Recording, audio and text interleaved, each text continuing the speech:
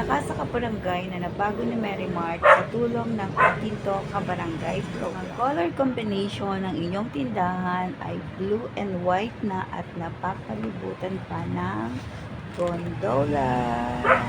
Ang sari-sari store na magulo at madilim ngayon ay maaliwalas at nagliliwanag na. Ay laging dinadalaw ni Papa B para sa delivery para maabot ang monthly quota. Ay may pa-plastic na sosyal ni Mary Mart. Ay may trademark na rin ni Mary Mart. May malaking signage na naka-mini mart na. Ikaw ay palagi na bigas ni Mary Mart. I'm proud dahil isa ako sa natulungan ng Mary Mart program. Thank you, Sir Injak Sia, for extending your help to us to become more competitive. Mas abutin ang aming mas mataas na pangarap.